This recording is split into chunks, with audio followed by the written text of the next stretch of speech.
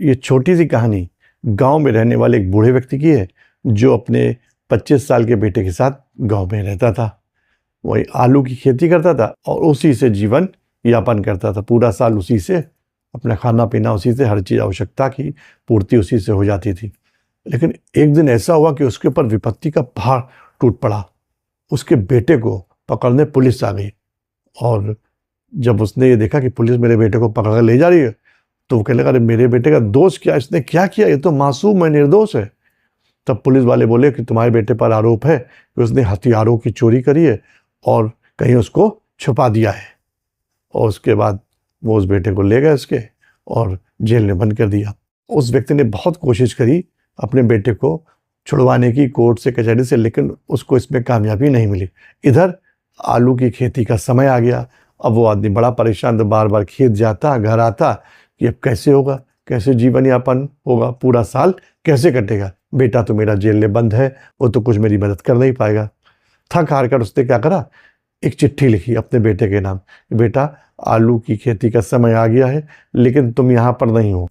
अब मैं इस साल आलू की खेती नहीं करूँगा क्योंकि उसके लिए मुझे खेत की खुदाई करनी पड़ेगी और मेरे अकेले बस का है नहीं, तुम होते तो हमारी मदद हो जाती है।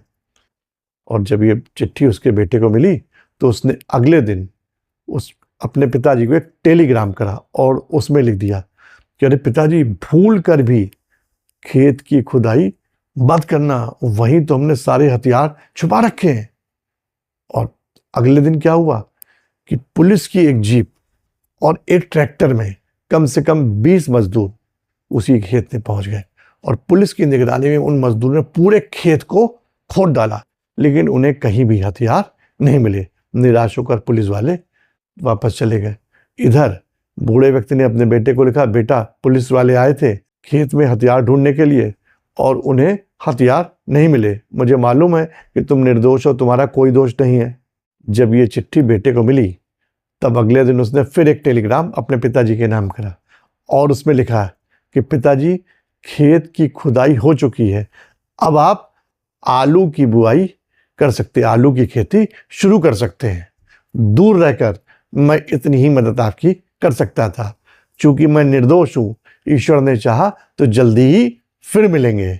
छोटी सी कहानी ये संदेश देती है कि जब कभी जीवन में आप संकट से घिर जाएं, विपदाओं से घिर जाएं, तो भी अपने दिमाग का इस्तेमाल करके आप उस संकट से पार पा सकते हैं।